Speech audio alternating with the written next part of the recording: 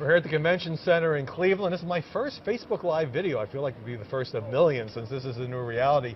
It's nice and climate controlled in here, and I say that because I'm with Harris Faulkner, the anchor of Fox News Sunday and the host of Outnumbered, who just had to come running in from this beautiful day outside in Cleveland to continue Outnumbered in here because... Well, we had severe weather move in. And how did you know it was a severe weather movement? Well, because, I used to do weather, very, very young weather person. I was not a meteorologist. I was just kind of a fill-in early in my career, and I learned how to read the clouds. With the map and the so we had some modest clouds up there, and you look over, and that means there's weather someplace nearby, some disturbance, and then the winds kicked up, and the temperature dropped by about 8 degrees. And I mean, my hair was perpendicular. I looked like Tweety Bird and Charlie Brown. And then suddenly my co-host looked at me and she said, "I'm from Chicago. I know wind. We should move." And I said, "I live in Jersey. I know nothing other than a little weather early in my career, and we should move." And so, but we couldn't because we had a whole A block to get through. So we muscled through it, and it looked like somebody had like a big fan, one of those NFL fans on my head. Wind was blowing. So now everybody knows this is real, people. This is not a weave because it withstands all types of weather. And then we ran it. Did you see us running? I did. And people, it's dangerous at a convention. People don't realize the hazards involved in covering these political conventions. But we're fine. Okay. Then on a more serious topic, you and I were chatting yesterday because I was in this very same convention space to do Media Buzz. And 2 minutes into the program, we got just scattered word that there have been a number of police officers shot in Baton Rouge. And so we, of course, turned the entire hour into breaking news. And as the horrible details came through yet again, we found out that 3 police officers have been killed and 3 wounded, and scrambled to find out the facts if we can. And you and I were talking, and you were saying to me, I was really struck by this, that the country has a different kind of reaction, even though we've been through this now essentially twice in 2 weeks, if you include Dallas, when police officers are the ones being shot. Yeah, and it's not the reaction that I want people to have. I mean, we should all be incensed to the point where we are just, our consciences are more than shocked. We're moved to action. If we had other caregivers who are at harm's way, like, I don't know, nursing assistants or caregivers for our children being shot systematically in the streets of America, we would all be out in the streets of America saying this can't happen here. Yet our defenders are fired upon. Who is at their defense? I don't see us reacting that way. And this is not a The country is horrified. The country is certainly I'm going to put my iced tea down for this because I feel so strongly about it. No, this is not about being horrified. This is about taking action, defending the defenders. Right. This is about those of us who live in this brown skin, knowing that those who are living in blue are in harm's way, and we should all care because all lives matter. If you want to talk about race relations in this country, that's a conversation we can have. And the fact that there may be discrimination that people are still feeling, I'm from the South. I know what the realities are. We can talk about that, but you can't paint with a broad brush everybody. Look, there are people in those cities who were just hit. Dallas, my family's there. If something happens, they're going to call 911. Yep. We need our police officers to know that we have their back. You know, in the military, I grew up military. I was born on an Army base. My dad was a lieutenant colonel. It's called Watch Your Six. I'm going to watch their 6. Do you think, Harris, that one of the reasons the reaction is not what you might expect if it was nurses or hospital workers or teachers? No. Is that, do you think part of the reason is that when anybody puts on the officer of the uniform, of a police officer, they know they are going into a risky profession, but what they are expecting is they might come under fire in responding to a crime, not get mowed down by some cowardly, sick, deranged, and possibly racist person. All right, so what you're asking me is, are we not reacting in the same way we would if, say, like your babysitters were being, executed out in the streets because this is the nature of their jobs? All right. If we're gonna go down that road, then let them just do that one job. But you know what we're asking our officers to do? We're asking them to be nursing assistants. Yes. We're asking them to give psychological to be social help. workers. We're asking them to do all of these different things. Somebody needs to have their back. And you know what? We can't make it a black, white, blue issue. It's got to be an American issue. It's a red, white, and blue issue.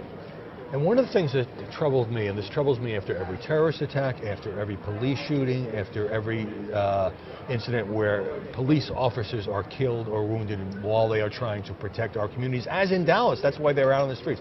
What troubles me is you immediately the partisans on both sides go to the blame game. Well, this is President Obama's fault. It's Donald Trump's fault. Right. It's the fault of Black Lives Matter. And talk about painting with a broad brush. And sometimes we in the media turn over our space and our airtime to those angry and divisive voices. How is that helping the situation? I want to bring the level of my ire down and really talk about the brass tacks of race relations in this country and the layering. You have old black leadership that's also trying to solve this in ways that used to work. You know, well, if we get out and we rally and we tell lawmakers to take pledges like the NAACP today is calling on Donald Trump and Hillary Clinton, our respective Republican and Democrat nominees for the presidential process, to take a pledge with the NAACP. So if you find discrimination at a police department, stop funding it. But the federal government should just take all the funding away. Did you read that? And the NAACP put this out a little while ago on Twitter, because I guess that's how you announce that you should stop funding some of your police departments. My point is, you have old black leadership coming up with ideas that I guess are back from the old school. The people who are committing these crimes now are online. They're motivated by some of the same vicious hearts that motivate ISIS. Okay? These are haters online. They're getting people ramped up. The point that I'm making is you have to hit this where it lives. Let's take some accountability of our young men of color, okay?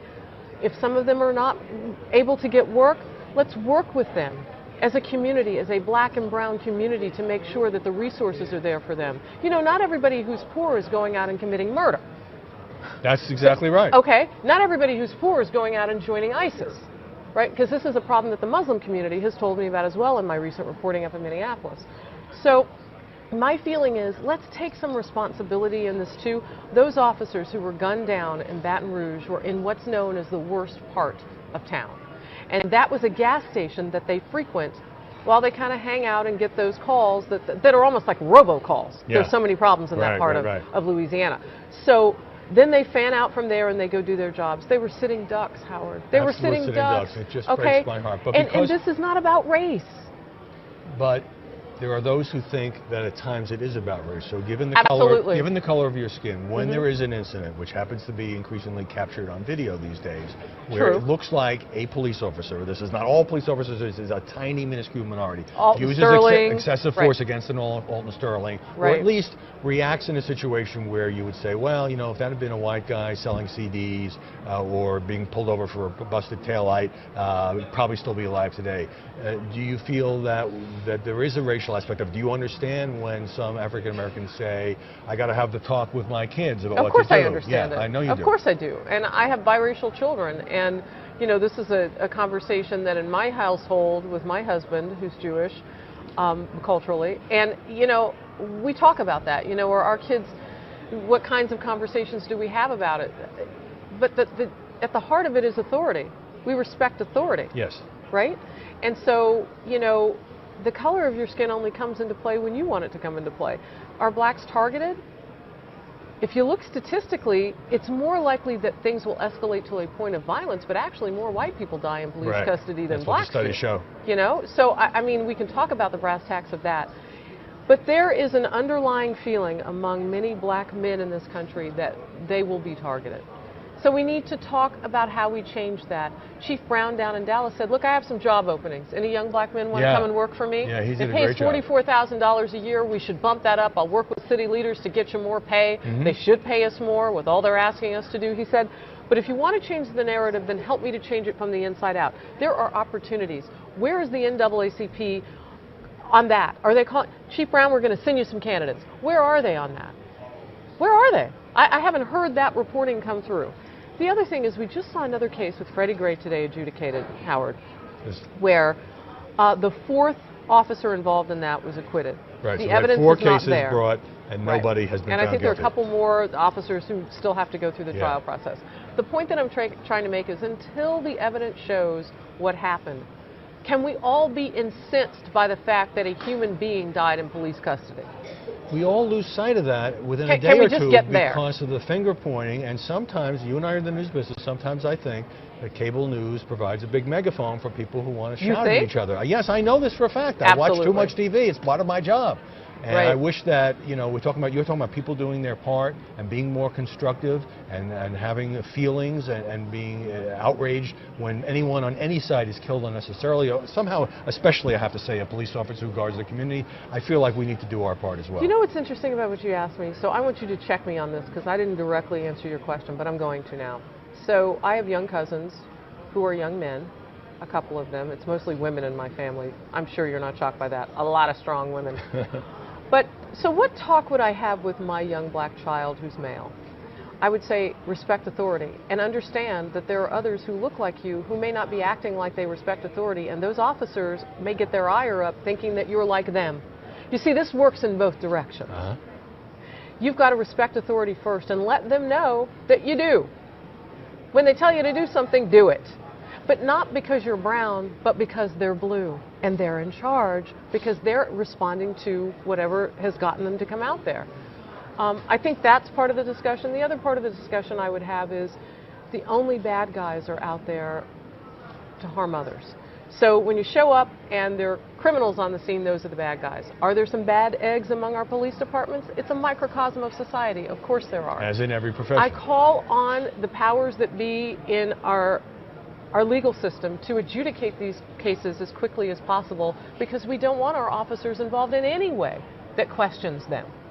So if there's some bad eggs among them, you need to find them. But having the NAACP put a further target on their heads by saying, well, we're just not going to fund them unless they work out their human resources problems. And raising the question of who exactly gets to decide which departments are functional.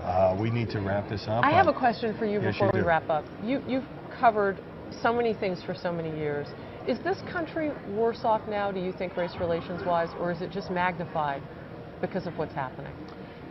Right now, it seems like everything's out of control. It seems like the wounds are so raw. It seems like, despite the fact that we have had an African-American president for 7.5 years, that race relations are worse. But, I mean, I can remember a time when there were no blacks on TV in entertainment shows, when Bill Cosby was the first. That wasn't even a long time ago. Yeah, it wasn't even that long ago. I mean, I can remember a time when segregation was more blatant than it is now, when you didn't have black celebrities, and you couldn't have the possibility, and you had almost no blacks in Congress. So no, race relations are better now if you look at the last half century. If you look at the last few years, it's debatable, but I do think this has been a constructive conversation, because we're talking about how can we make things better, as opposed to how can we divide and inflame so that more people will watch your broadcast, click on your website, and all of that. Harris Faulkner. All right. Thank you for having me on. Great to see you, and thanks you.